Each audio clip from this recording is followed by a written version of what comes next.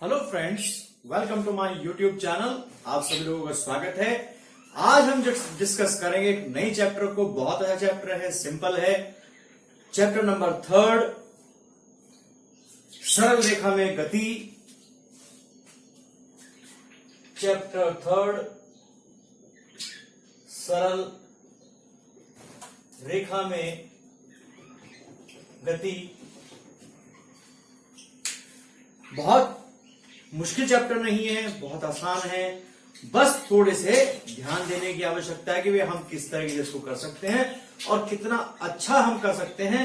बस इस बात को ध्यान रखने की आवश्यकता है। तो हम धीरे धीरे करके अपने एक एक टॉपिक को लेके चलेंगे, बहुत आसानी से लेके चलेंगे, थोड़ा थोड़ा करके चलेंगे, जिससे कि आपको टॉपिक्स को करने में प्रॉब्लम ना आए। चलिए चलते हैं, लेकिन चलने से पहले मेरे चैनल को सब्सक्राइब करें, वीडियो को लाइक करें, शेयर करें और बेल आइकन को जरूर दबाएं, जिससे कि नई वीडियो की नोटिफिकेशन मिल सके। हमने बात की है इसके अंदर सरल रेखा में गति, लेकिन उससे पहले हम जानते हैं गति क्या होता है, विराम क्या होता है, इसके बारे में हम बात करते हैं। सबसे पहले हम बात करते हैं विराम, या इसको इंग्लिश में कहते हैं रेस्ट। कोई वस्तु विराम में है, कोई वस्तु गतिमान है, कैसे डिफाइन करेंगे? पहली बात आप समझ लीजिए कि समय एक ऐसी राशि है जो किसी की रुकती नहीं है, जो हमेशा निरंतर बदलती रहती है। इसलिए उसका तो कोई मतलब ही नहीं है। समय आप रहें या ना रहें, काम हो या ना हो, समय हमेशा परिवर्तनशील रहेगा, बदलता रहेगा। तो फिर जब वो परिवर्तनशील है तो हम किसी वस्तु को रेस्ट में या विराम में कैसे कह सकते हैं कि अगर कोई वस्तु स्थिर है, अब वो बात वही आ गई, स्थिर क्या होगी? अगर किसी वस्तु की अवस्था में, स्थिति में समय के साथ कोई परिवर्तन नहीं होता तो वस्तु विराम में कहलाती है। जैसे आप मान के चलिए, ये बोर्ड है जिसके ऊपर हम लिखते हैं। सुबह होती है, रात होती है, दोपहर होती है, लेकिन बोर्ड अपनी अवस्था में यही रहता है। तो इसको क्या कहेंगे? बोर्ड को हम कहेंगे विराम स्थिति में। तो परिभाषा क्या होनी चाहिए? यदि किसी, नोट कर दीजिए साहब, यदि किसी वस्तु की स्थिति अथवा अवस्था में समय के साथ कोई परिवर्तन नहीं होता तो उस स्थिति में वस्तु विराम में कहलाती है। इसके बाद हम बात करेंगे गति। गति, वस्तु गतिमान है या नहीं है, कैसे पता लगे? हम यहां खड़े हैं, हम थोड़ा आगे चलने लगे, हम थोड़ा मुड़ गए, हम वापस आ गए, तो क्या हुआ? हमने समय के साथ अपनी अवस्था या अपनी स्थिति में परिवर्तन कर लिया। तो वस्तु कैसी कहलाएगी? गति की अवस्था में कहलाएगी। लिखिए परिभाषा। जब किसी वस्तु की स्थिति में समय के साथ परिवर्तन होता रहता है, समय के साथ परिवर्तन होता रहता है, तो वस्तु गतिमान अवस्था में कहलाती है। तो वस्तु गतिमान अवस्था में कहलाती है। अब हम इसके बारे में, इसके बाद बात करेंगे कि भाई हमने गति की बात कर दी, अब हमारी गतियां कैसी कैसी होती हैं, किस किस तरह की होती हैं, गतियां कितने प्रकार की होती हैं। गति का प्रकार होता है, गतियों के प्रकार, टाइप्स ऑफ मोशन। गति को हम मोशन कहते हैं, इसको इंग्लिश में कहते हैं, सरल रेखा को कहते हैं straight motion in a straight line.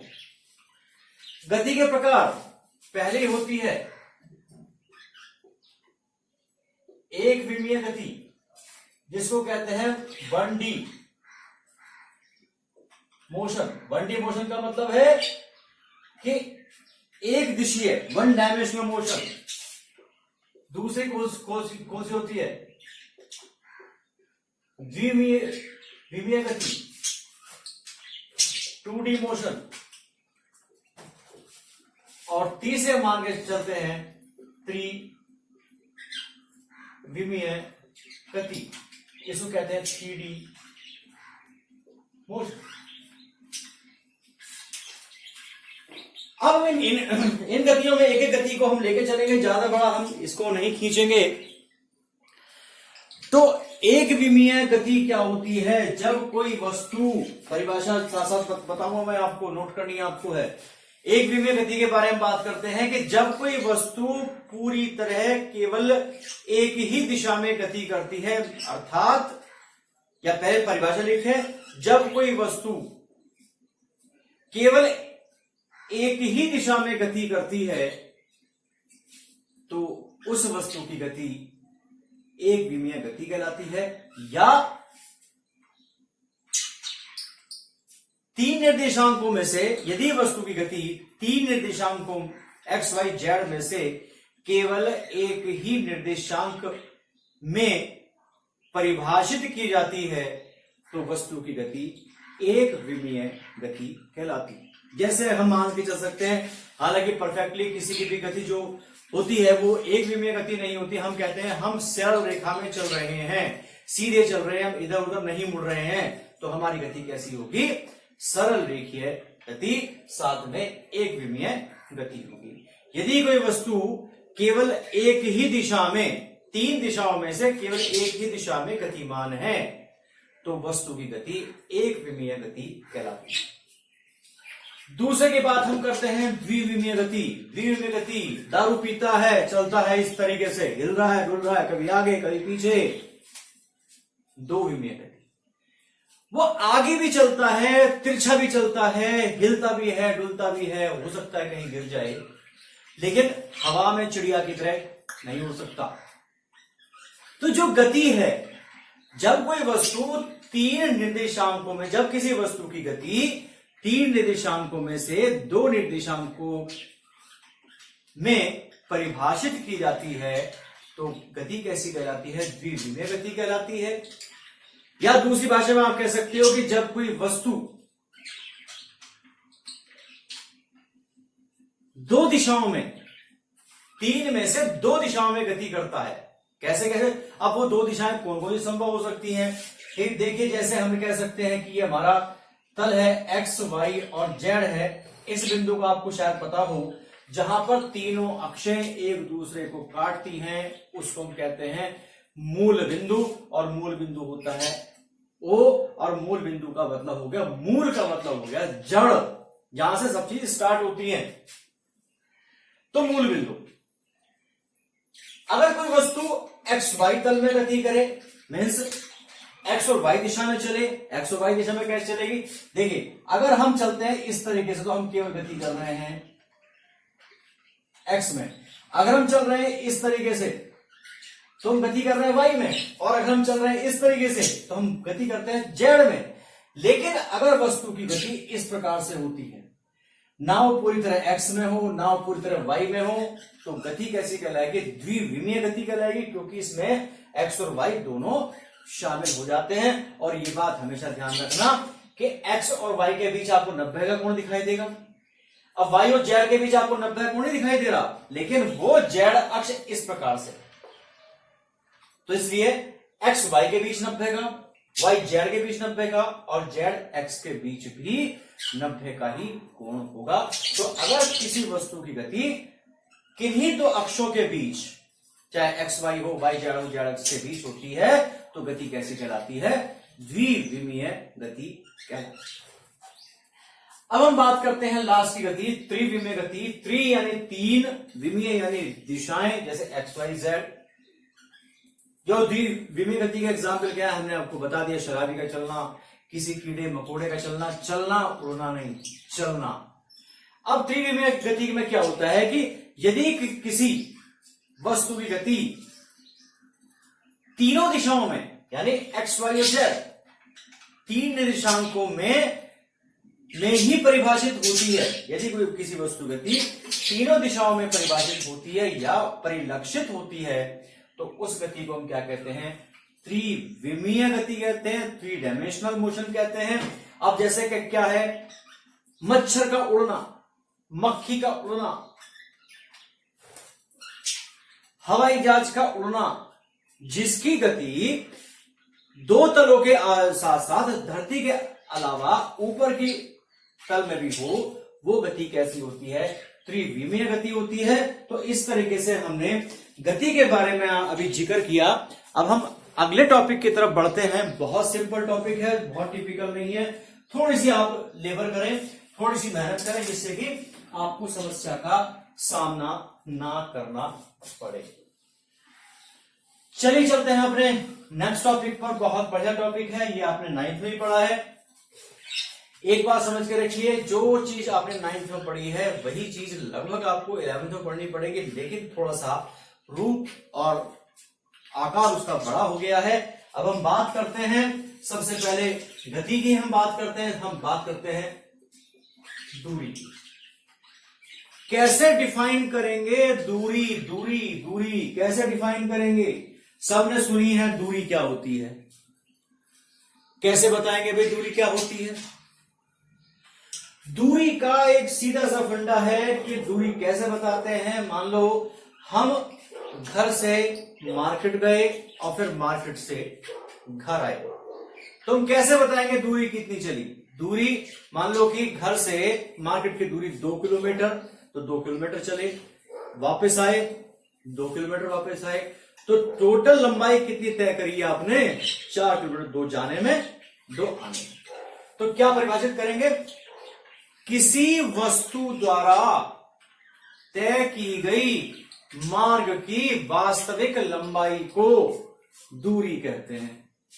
किसी वस्तु द्वारा तय की गई मार्ग की वास्तविक लंबाई को दूरी कहते हैं। अब देखिए कि होम हो गया, ये हो गया आपका मार्केट, डिस्टेंस हो गई, मान लो मैंने आपको बताया 2 किलोमीटर, पहले जाना फिर आना, तो 2 किलोमीटर गए, 2 किलोमीटर वापस आए और दूरी तय करी आपने 4 किलोमीटर की, 2 जाने में 2 आने में। ध्यान रखिए, दूरी तय की गई दूरी कभी शून्य नहीं हो सकती। शून्य किस अवस्था में हो सकती है? वस्तु जहां है वहीं की वहीं रहे तो दूरी 0 हो सकती है। जब मोशन नहीं होगा, जब गति नहीं होगी तो दूरी तय नहीं होगी। दूरी का मतलब है लंबाई, लंबाई कभी शून्य नहीं हो सकती है। अब हम इसके बारे में बात करते हैं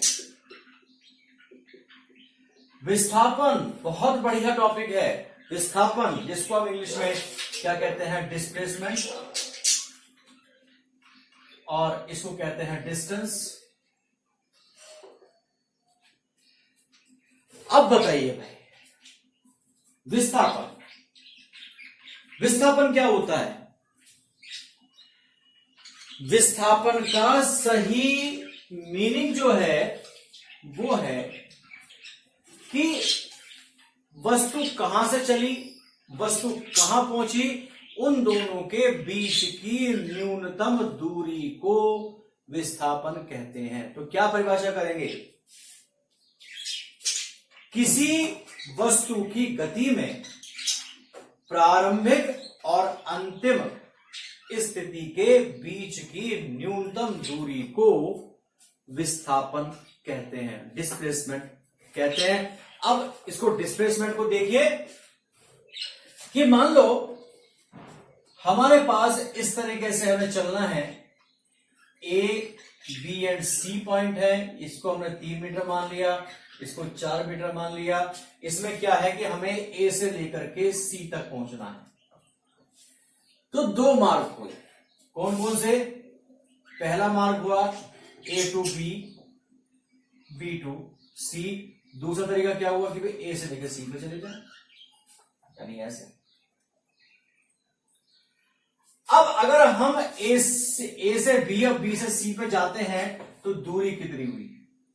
दूरी ऐसे जाते हैं तो वास्तविक लंबाई की हम बात करते हैं। 3 ऐसे चला, 4 ऐसे चला, तो टोटल होगी 7 मीटर की दूरी हो गई। विस्थापन की बात हम करेंगे। कहां से चलना है? ए से। कहां जाना है? सी पर। न्यूनतम दूरी कैसे निकालेंगे? ये न्यूनतम दूरी की सबसे छोटी दूरी ये वाली, और समकोण त्रिभुज बन रहा है, आपको पता होना चाहिए, सब पाइथागोरस प्रमेय लगती है। लंब का वर्ग प्लस आधार का वर्ग बराबर कर्ण के वर्ग के बराबर। तो 3 का वर्ग हो गया 9, 4 का वर्ग 16, 9 4 9 और 16 25, 25 का वर्गमूल हो गया आपका 5, तो 5 मीटर आ गई विस्थापन, आपकी 5 मीटर आ गई।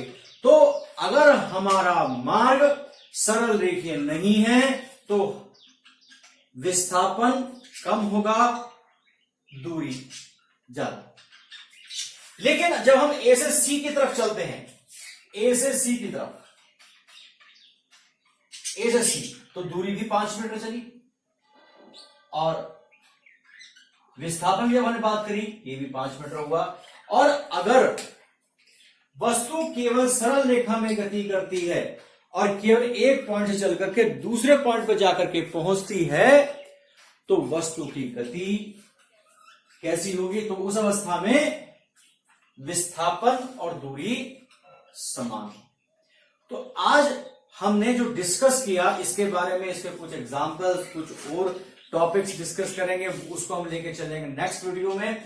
आज जो चीज समझाई है इसको आप एक बार वीडियो को स्टार्टिंग से लेकर के एंड तक जरूर देखें, जिससे कि आपके लिए कोई प्रॉब्लम ना आए, आपको किसी समस्या का सामना ना करना पड़े, बहुत आसानी से आपको समझ में आ जाए।